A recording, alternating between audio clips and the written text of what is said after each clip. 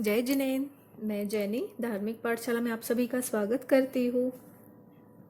आज हम जानेंगे जगत के मुख्य दो तत्व। भगवान महावीर ने कहा है, अहिंसा परमो धर्म ही हमारा धर्म है। अहिंसा ही सबसे बड़ा धर्म है। किसी भी जीव को हमारे कारण कष्ट नहीं होना चाहिए, तकलीफ नहीं होनी चाहिए, चाहे वो मन से हो, वचन से हो या फिर काया से हो। मन से जीवों का बुरा नहीं सोचना चाहिए। वचन से जीवों के लिए बुरे विचार नहीं लाने चाहिए, नहीं बोलने चाहिए। और काया से या फिर शरीर से किसी का बुरा या फिर कष्ट नहीं पहुंचाना चाहिए। जीवों को मन, वचन, काया से तकलीफ पहुंचाना हिंसा कहलाता है, और जीवों को मन, वचन और काया से तकलीफ नहीं पहुंचाना अहिंसा कहलाता है। लेकिन ऐसा हम तभी कर पाएंगे जब हमें पता होगा कि जीव क्या है और अजीव क्या है।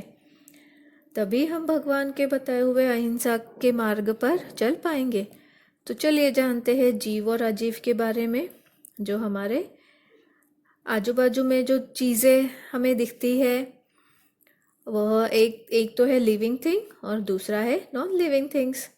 लिविंग थिंग्स जीव कहलाते हैं, या फिर सजीव या फिर चेतन। और जो नॉन लिविंग थिंग्स है वो अजीव कहलाते हैं, जड़ कहलाते हैं, क्योंकि उन सब में जीव नहीं होता है।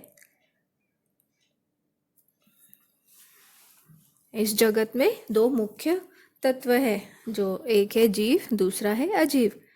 जिसमें जानने की शक्ति हो, जो सुख दुख का अनुभव कर सकता है, जो स्वयं बुद्धि को प्राप्त होता है, उसे जीव कहलाते हैं।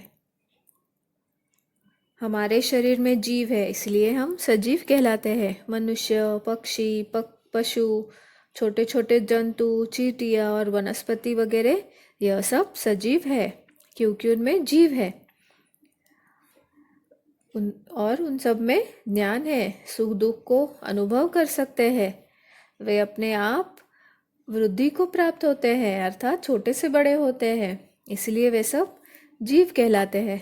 हमारे आसपास ऐसी भी चीज़ें हैं जिनमें सुख दुख का अनुभव करने की शक्ति नहीं है, जिनमें जीव नहीं है,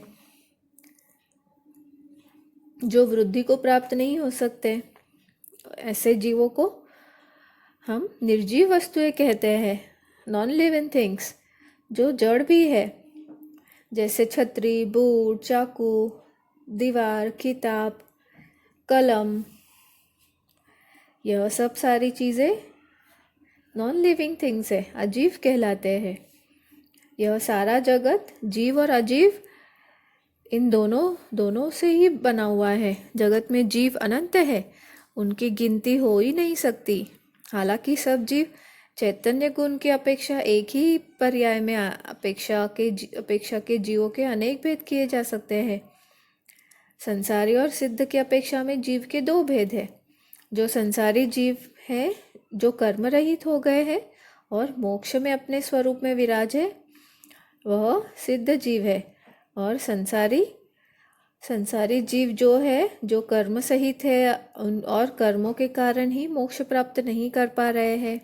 संसारी जीवों के मोटे रूप से दो भेद किए गए हैं, त्रस और स्थावर। अभी त्रस जीव क्या है?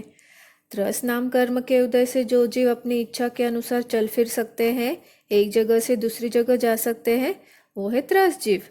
और स्थावर जीव जो है, स्थावर नाम कर्म के उदय से जिन जीवों में चलने फिरने की शक्ति नहीं, अर्थात जो जीव एक स्थान से दूसरे स्थान पर नहीं जा सकते, जो एक जगह स्थिर रहते हैं, उन्हें स्थावर कहते हैं। तो ये थे संसारिक जीवों के दो भेद, त्रस और स्थावर। ये थे जीव अजीव।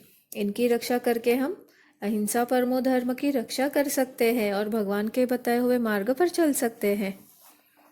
तो आज के लिए बस इतना ही। अगली पाठशाला में फिर मिलेंगे। तब तक धर्म ध्यान करें और धार्मिक पाठशाला से जुड़े रहें। जय जिनेन्द्र।